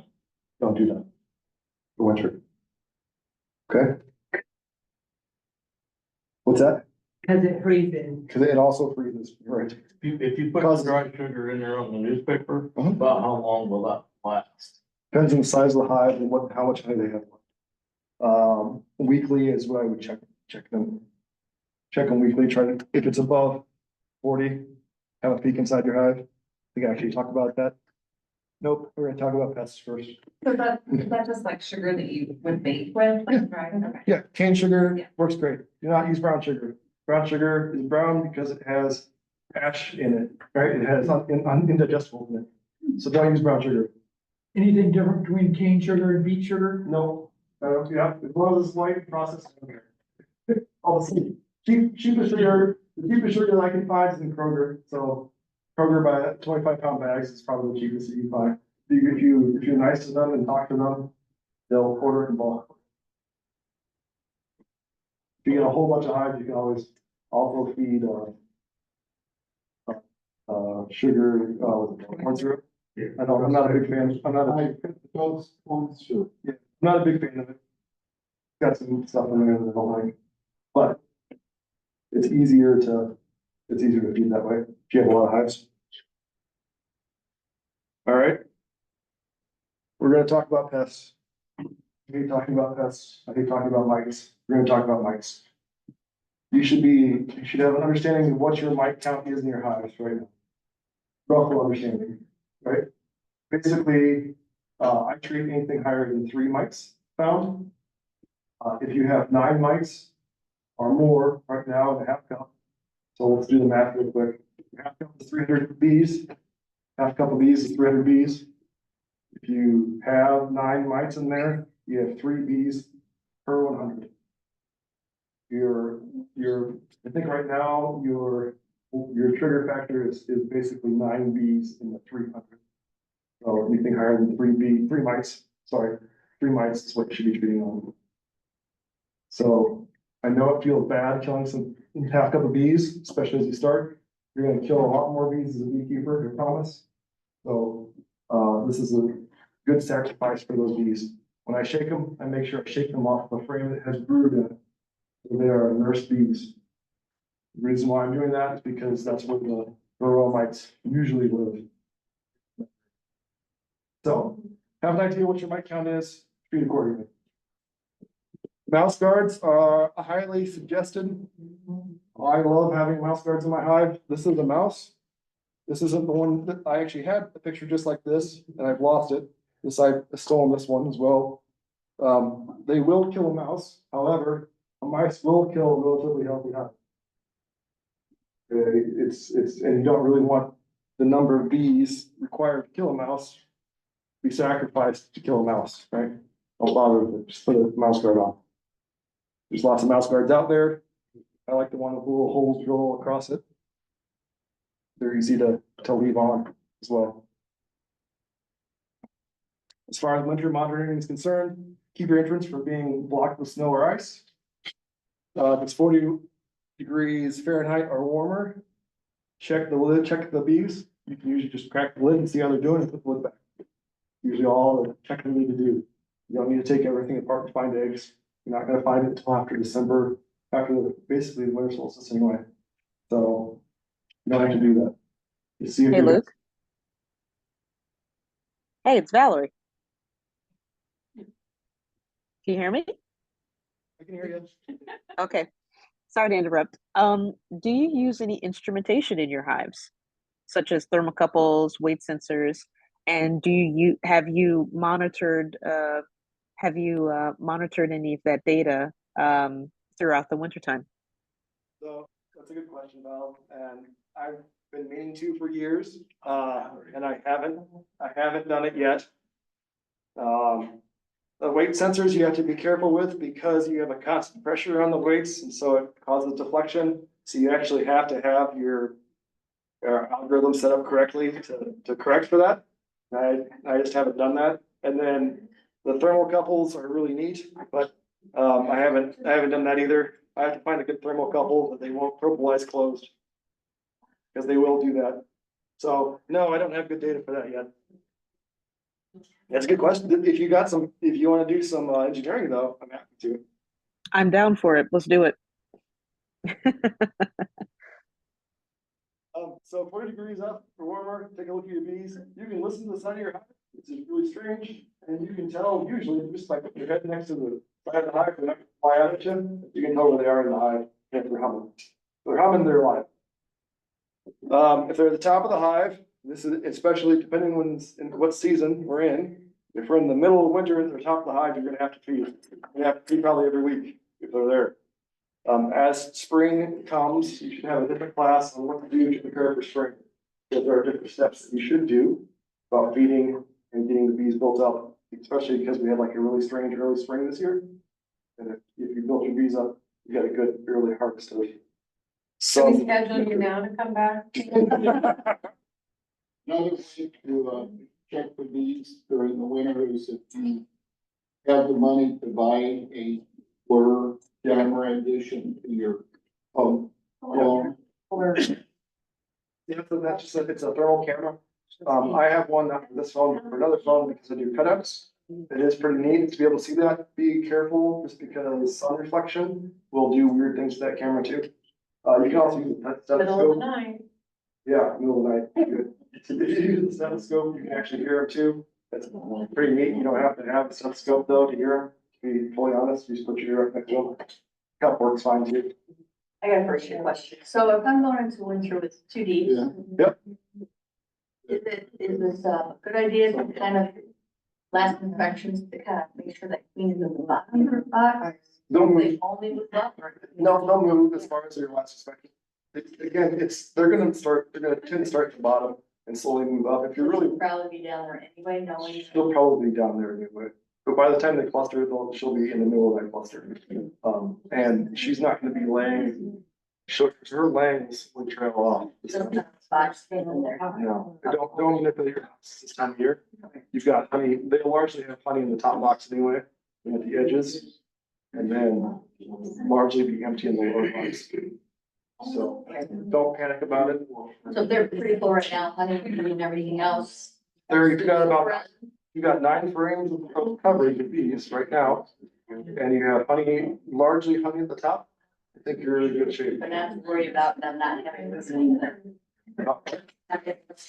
No, I wouldn't worry about enough room, although bees. What She's worried about not having enough room for bees, and yours swarms, but yours have room. Yeah, they've got. So The girls don't follow the rules. giving them room doesn't necessarily mean they won't swarm. Yeah. Right? And you shouldn't have a swarm, you shouldn't have a swarm this time of year. You may have a swarm this time of year. And that's when you go and keep track of them and say, all right, I do have a queen that is laying or not. And then you can buy replacement queens. Don't do what I did and say, well, they stopped laying, but they'll be fine. I can't find the queen, it'll be fine. Have a plan in place, do something about it. Actually, Luke, I had one a few years ago, Church Road, they swarmed October 7th. Yeah, so And late, and I was kind of, did at 4 o'clock in the afternoon. What I actually ended up doing, finding the little swarm, to throw it back in the hive with the queen, and they were wintered. yeah, yeah. So they do strange things. I had a very large hive. I don't have a picture of it. I had a very large hive this year that had two supers on top of it. It was huge. I had the supers on early in April, actually just as the second week in April. And they swarmed right without filling the supers. So they've done some strange things. It's been a strange year. I was talking to some people up front. It's a strange year, strange things are happening. We But say that every year. yeah, Every year. yeah, but it's always Say, it's always an opportunity to learn. Yeah. So, was there any other questions? Yeah, so one thing that I don't know how many years it's taken me to understand, probably 5 years. When you say 9 frame of bees, Yes, that means buzzing bees, eggs, larvae, brood bees, or like what's bees covering, bees so covering or in bees the, covering the frame. so buzzing, hatched, emerged bees. Yep. Both sides. Of a D. Okay, Yep. You run Nine. medium. you And saying nine, that's like the, so it's a surprising amount of, scholarly debate that has happened with doctors, right, that I found all over the place. They're like, this guy says this, however, I believe this. This guy says this, I believe this. Nine was the one for our area, it said, yeah, that should be fine. So, Somewhere. Friedman was the one that said that one, so I was like. buzzing bees. Other these, and that's, yeah. And that's actually how they, for pollination. And that's not counting just if you open the hive and you see them on top, Yes, you gotta pull the frame out and see them on. yes, yeah. That is not them staring at you if you stare down. When do you put your installation in hazard? That's a great question. I put my installation on usually in September, Like when the temperature drops, are you doing more just the date? just a day. Earlier in September, I can do it. I guess it's. Usually, Before that snap freeze. that's why. Because although it takes a little while, I was here to say, there's studies that have been done that shows that it takes about 2 months for them to adjust to the installation. Oh. I still can't find that study to get a hold of. But yeah, it gives them time in order to get ready for winter. We tend not to have 90-degree days. More questions? Just to not confuse everybody. So I don't have 90 frames. I'm not gonna get upset. What am I gonna do about it in September? Well- If you don't have 9 frames. Let's say you don't have 9 frames, let's say you have 2 hives that have like a 4 and 4 or 3 and 3, you have 2 hives that are medium. You can do what's called a newspaper combine. Newspaper combine is that you find a queen one and you squish her, you don't have to heart the squisher, go put her in a hive and let it die. I mean, she's gonna die, so I usually just put her in rubbing alcohol and she dies very quickly. And then take the 2 hives, you put newspaper in between them, cut slices in that newspaper, put the other hive on top. This time of year, to be totally clear, I don't have a good success necessarily with that. It's better than both the hives dying, right? So basically they call that, if you read anywhere, we'll call that taking your losses in the fall. Right, you're combining hives, so you're actually losing a hive, you take that loss now compared to spring where both of them. How long between squishing the queen and combining? Same day. Same day. Newspaper, you put newspaper in between, cut the slices, squish the queen, put the hive on top. I mean, interview both of them and see which one. Yeah. That's not how fast I do it. Find the queen, slice, place on top. They also have, that gives them resources too, right? There's honey, they both have honey. So. Can you do too much insulation? Probably. So trees are interesting because bees normally live in trees, right? They don't usually live on a wall, they do.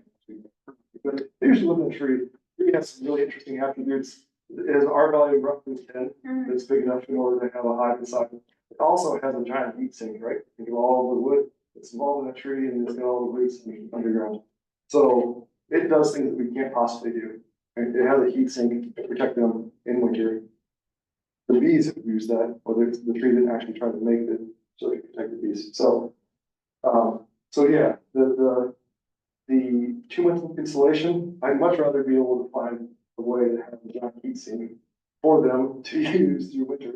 But I'm not really interested in putting a bunch of water underneath. There's all kinds of ways you can approach that. But can you over insulate? Basically, it's a pain to get to your bees. You probably over insulate it. There's a really interesting beekeeper on YouTube. For those of you who watch Beekeepers on YouTube, there's a Canadian beekeeper. He has amazing installation and amazing technology. It's really interesting to watch. What's his name? The Canadian beekeeper.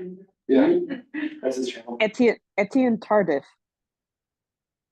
He was just interviewed, actually, I think, on a different podcast. It's not my podcast, which is way back then, but he was just interviewed on, I don't remember which one.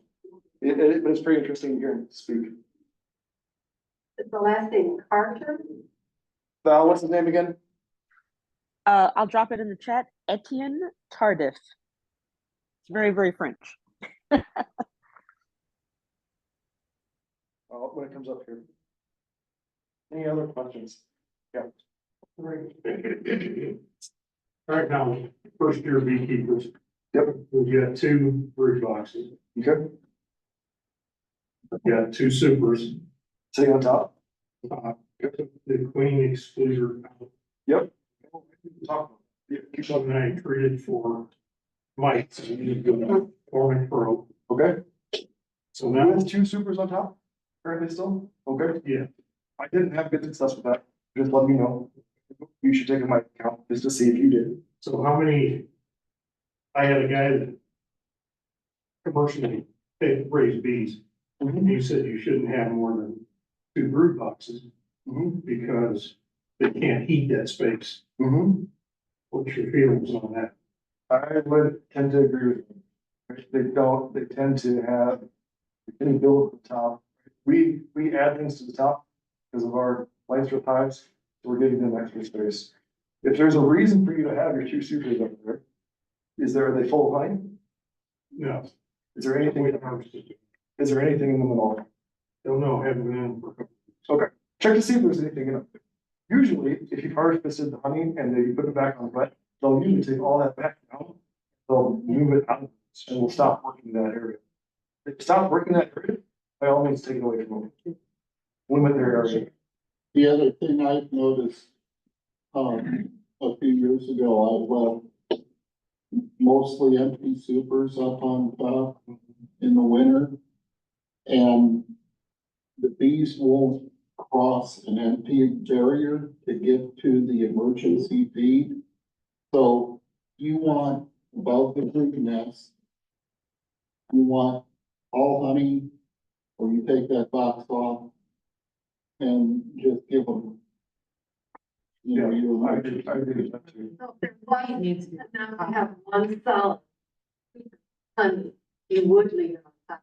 If there's a solid super of honey above them, and you don't want to take it, and because you don't have enough honey below, then leave it. If you have enough honey below, all honey is an interesting flavor. And then it doesn't smell like stinky socks. Then you still got a chance to the golden. So The golden rod will smell like stinky socks. You're gonna open your hive. Leave room for the golden rod. You can leave room for the goldenrod for a hive that is full of honey right now. So If you went to your hive, and you took those supers off, and there was 60 pounds of honey there, you're like, I really want some goldenrod, you could put a super on. So the thing about goldenrod honey left on the hive is that he was saying about the ash in the goldenrod, it's got a higher percentage of ash in the honey. And if you have a really hard winter, which we did not have last year, the bees may not be able to get out and, you know, visit the John where. And they will need to, because their gut will be full of ash. So we should plan to not leave them on. If at all possible. Again, it depends on your hive. I would expect that what did you extract? A week ago, 2 weeks ago? Because you haven't been in there, so probably 3 weeks ago. 4 weeks ago. Okay, so I would go in there and look, see what they've done. Right, so the other thing they'll do is that you've taken that queen excluder off, And they'll go in and Queen's like, great, I'll lay up all this area. Right? And then what do? Right? Question is, you're like, you've laid up all that area, you can wait for it to hatch. As long as there's not honey in there, take it off. Basically, if they're not using the area, don't give it to them. Okay.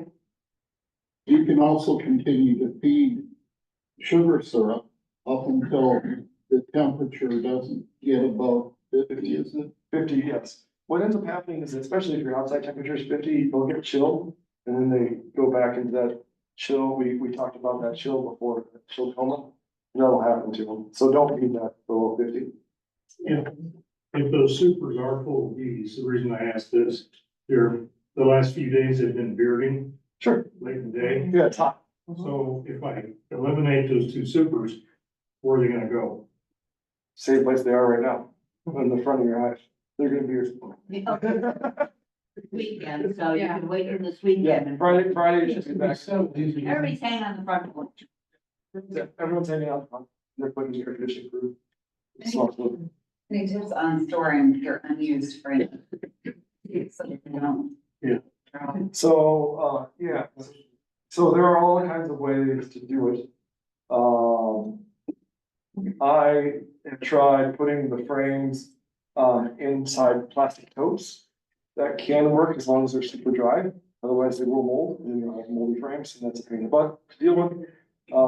You can, if you have a garage or someplace to put them that is closed off, you can technically put them in there, freeze them first, just to kill all of the wax moth or anything else like that on them. How long do you need to freeze them? 3 days overnight, actually, like, it works. Yeah. Yeah, so freeze them. By the time you remember to take them out, they'll be good. There are big beekeepers that I visited that just, after they take their honey and the bees are branching out, they just fill it in their giant barn. They don't ever have problems with it. You can put a lid above or below it. That'll work too. A lid. Yeah. You Or a put it on- political sign. Please, you put it, yeah, a political sign works good. So you just. She's- Yeah, you lay it on top and pick it up, lay it on top of it, put one on top, put a rock on top of it. Keeps them off from getting in there and stuff like that. Keep them. Or, recycled, now 4-H fairs over, those signs work good too. Yeah, just recycle whatever, it's flat, it'll keep, basically you're trying to keep mice and moths out. This time of year, the hive beetles don't really care about it anymore, there's no honey in there. Right, so Or pollen. let's say you've got a pretty full hive right now, she's still laying brood, you still need your brood for winter. Yep. And all of a sudden they're packing in goldenrod honey and backfilling the brood nest, Sure. and she has nowhere to lay, and then maybe swarms or something. Yeah. Then, so what do you do with those frames?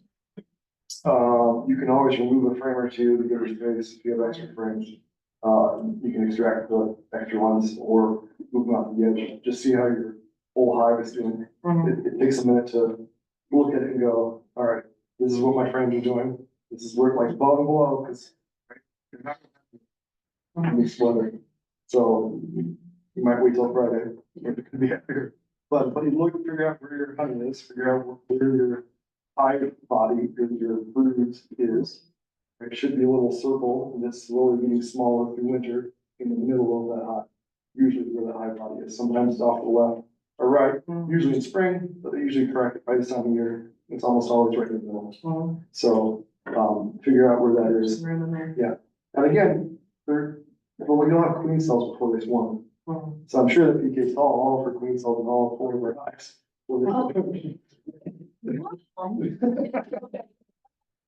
Just warm here. Put them in the hive. 3 weeks later, the first time I pull up is 6 queen cells count. Yeah, so she did have. So if you don't have queen cells right now, I wouldn't worry, they're not gonna swarm. Do you make your own jar feeders?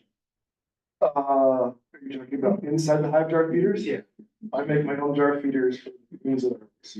Yes. For the lids, what size? Oh, I don't remember. It doesn't actually, so here's the thing, it doesn't actually matter. Because your lid, if it covers the hole, that's all that really matters. So like everyone, like what's got them ideally to fit in there, if you can fit it on top. This being said, I put my jar feeders inside of the super, so I put a super on top of it. So there's a super space above there. There's a lid, so there's a lid, jar feeder with the jar inside, super on top, lid over top. Does that make sense? Yeah, it's a screen and you put the jar on top of the screen. I don't even put a screen in there. Full. Because I'm just putting a hole, all I want them to do is feed off of that jar, right? Right, so the hole that you put in the lid. Yeah, he's wanting to know how big the hole. The little holes? Finishing nail, it doesn't matter, it doesn't, as long as it's not big nail, finishing nail works great. Okay. Little tiny holes, just enough with the water drips through. Any other questions? I'm really excited for you guys. I think you guys are gonna do great this winter. I hope you have a very gentle winter. I didn't put a slide in here, but ideally, it would just stay 40 degrees all winter. 40 degrees is the key. If you go to the scientific beekeeping, we have a graph in there that shows the metabolic rate based on temperature. 40 degrees is a sweet spot. Also, if you ever shipped your hives off to storage, they keep it 40 degrees. So 40 degrees is ideal sweet spot for honeybees for winter. I mean, ship your hive off to storage. Some people put in the big freezers. Yeah, so there's giant, there are giant Temperature control. freezer buildings that Fridges just hanging around. that you send your hive off to Yeah. for winter. Yeah. And then they'll ship them back to you. There are all sorts of things beekeepers. So a lot of professional beekeepers will do that. It causes a brood break, natural brood break, Yeah. so they'll do that. Never heard of it. All right, any other questions, Dr. Andrew? Okay, thank you so much. Oh, okay, what did I think? Oh, the reason you, okay, with the CO2 and the O2 you were talking about? Yeah. Reason, people I know, we don't breathe because we have lack of oxygen. We breathe when our CO2 is up. That's why some of your swimmers will black out underwater when they do that hyperventilation. They get rid of too much CO2, and so that causes the person not to breathe. It's the level of CO2, not the lack of O2, and people anyway. I don't know about bees. No, these is it's the hypoxic, it's lost. Right. So that causes their, a lot of things shit. Yeah. But I thought it was fascinating that they can survive in such high, they purposefully create a high CO2 environment and then survive in that high CO2 environment. And I'd really like to see the impact on things like, hive beetles, mites, and see if they also survive in those temperatures. I was part of those, not only the temperatures, but the oxygen levels. The temperatures that actually honeybees can survive at higher temperatures than mites as well. So Right. that's something different. There's a treatment called mighty mites or something like that, where they actually heat it. It's a light bulb. Yeah. The CO2. Elevate the CO2 levels in it. So you do that, actually usually you're not gonna do this with the CO2 burst, so when you. The simulator. I don't know what's telling us to use. There's this world.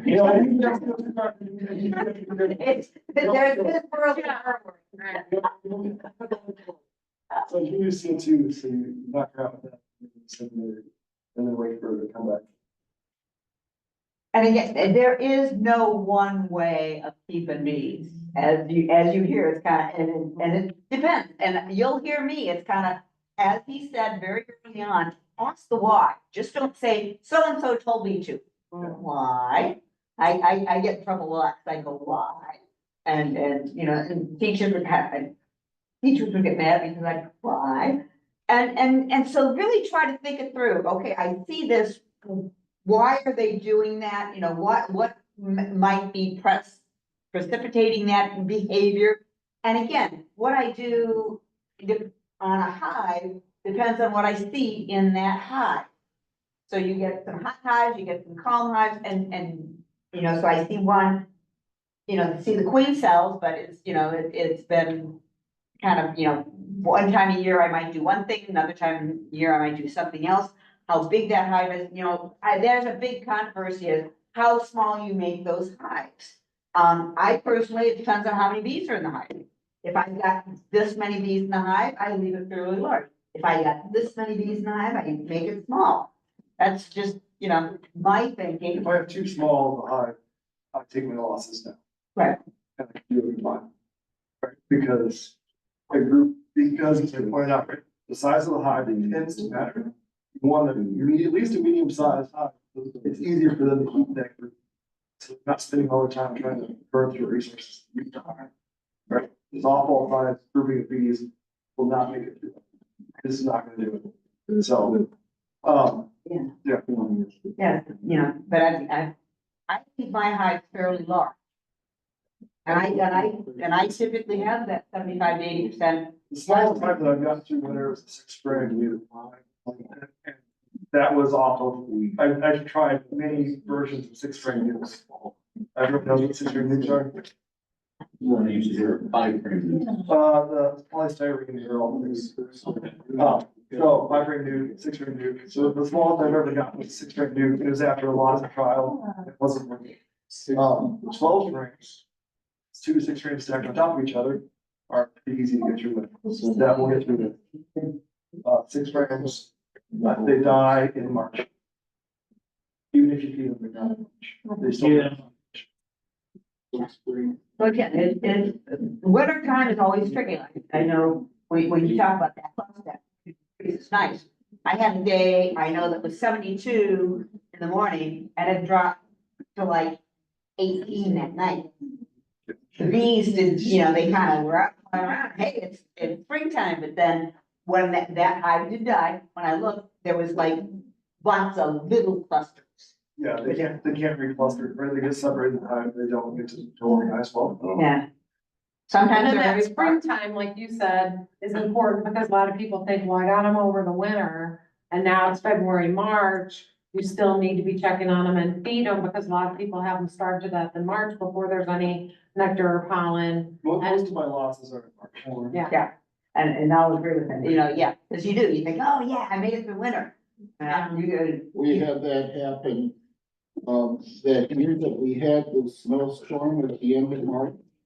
We had 6 hives at that time. And that snowstorm came through at, like noon, it was up to 70 degrees, all of us were out and happy. And within 3 hours, it dropped down to 26 degrees. What do you need, Lou? One more thing. That you reminded me of. You should not have a queen excluder in your hive. This, probably not going forward. Queen excluders, do not have them in the hive. They will leave the queen behind. And they're like, oh, things will be fine. Then if they don't. They all start. You gotta move the resources. So queen excluders are a no-no right now. Take them out. Thank you. Okay, yeah, Lord. When you're checking, just for everybody else. Smoke, not smoke, how You much? can keep it lit. This time they're gonna get a little bit more testy. Yeah, They got real aggressive, and I mean, they were, physically pinging my veil. Out of all the other hives, no aggression at all. I have it there, if you need it, use it, and if you don't need it, don't use it. And if you don't need it, it'll stay lit. And if you really need it, it's gonna go. Yeah.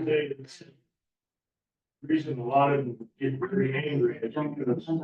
And again, sometimes, okay, the noise, that's, or, so again, so it can vary. And again, a small amount, too much. Many beginners have a tendency to over smoke. But again, okay, some people, I think John does a puff before he even opens. I don't like to do that because I don't want my queen diving down. Right. And harder to find. If you find your queen, don't use it. If you don't, you can find your queen. If you don't, if there's eggs, you know that she's been in there last 2 days. Then you're good. You can smoke. Yeah. Usually what I do is I like to smoke her, is give it to the most nervous person standing near me. We'll keep it going because. Yeah, there is no rule of thumb in beekeeping. It's best way I can. I think smoke is the most helpful when you're trying to put the hive back together. Yeah. You need to like smoke them to kind of like. Get them off, To like, to get them down in there, you know, squish them. yeah, because I don't wanna squish them, surround them. Do they come spritz them with sugar water? Yeah, that doesn't move them, that just keeps them flat. So if I want them off the edge, like smoke, so it depends. And there's been times I wanted to see things, now some people say it doesn't work, but maybe my breath is sweet, I just do, and I can move them around. Be very careful doing that. If you have an aggressive hive or a strong hive, that's a good way to get a face full of these. They'll be like, oh, there's a predator. Well, right, and Spearmint gum. But I just definitely blow it. I have done it. I can, you can't do it. Right. Yeah, We always chew gum, so. yeah, so. So, I'm gonna do a self plug here too. So I do have. Podcast, podcast. It's called Beekeeping Buddies. We release every 2 weeks. Engagement. We've had Val on, actually, there's an episode of Val in it. Good episode. Oh, Val, you're so sweet. Yeah, so if you guys It was good fun. like to hear me talk, we do talk about stuff that's going on, stuff that we're doing in the yard, things like that. So I think we're everywhere as far as listening. Beekeeping Buddies. About how many hours a week do you spend on your bees with? As much as I can, I'm being with these, with 70 hives, so let's see. I spend probably 4 to 5 hours a day on my hives. And then I spend, beekeeper, depends on the week, I'll spend 4 to 6 hours researching stuff about these. So. A bee nerd. I'm a bee nerd. I have traveled with 6 bees.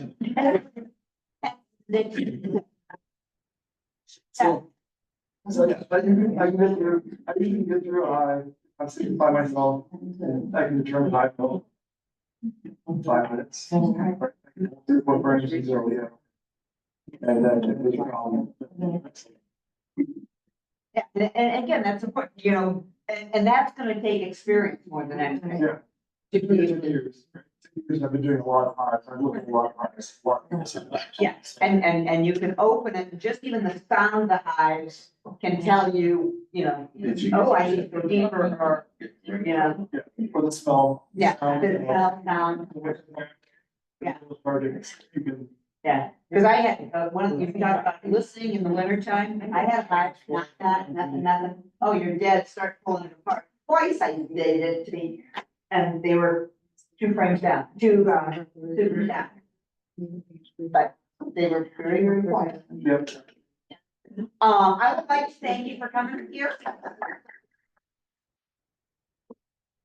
All right, for those of you who'd like, Tin Can Mark brought, turkey feathers, that's what he uses, you are welcome to take, 1 or 2. And use them to, instead of a bee brush, I don't use a bee brush because they don't like it. But some people will tickle them with the feather instead, so you are welcome to take them. Thank you, Mr. The feathers are fantastic. And those are lifesavers. As far as they're a game changer, as far as the rifle skill, they are way better. And that's an easy way to take honey too. I don't know if you guys have kind of covered that. I take, Yeah. because if you don't want to lift a huge super off, you can take a frame at a time off, brush the bees in, and then switch it to another super. And it's really good. It's a really good. Do my inspections. I don't with those damn boxes. Yeah. Anyway, I can smell like. And This time of year. but yeah, feathers are the way to do that. It's great. Well, I had to move a hive, and it was the 3 8-frame ADM supers, and I moved them. Yep. I didn't like it, but I moved them. Yeah. So, all right. Okay, how are the tables here when we got here? Just just like this, all the ones on the outside are the ones. Okay, the ones on the outside, we need you to fold them up. There's, you'll see a little latch. And here's the Cardiff is Canadian beekeeper. Cardiff, yeah. Okay, the Canadian beekeeper. Cardiff, ETI, and then the TAR, Channel that's Canadian. Etienne Tardif. Etienne is someone else. Oh, we're having conflicting information, sorry. Canadian beekeepers, he is with Kepler. Yeah. Oh. Yeah. Charter is the one, Charter is he puts, he doesn't. Okay, my name is the little springs in the. It's north east. Yeah, that's the guy, he just, You're not as lazy as people.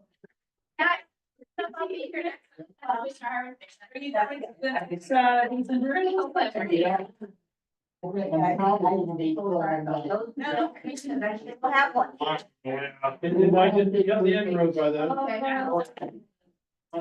Yes, Bye, Sam. ma'am. Okay. Yeah.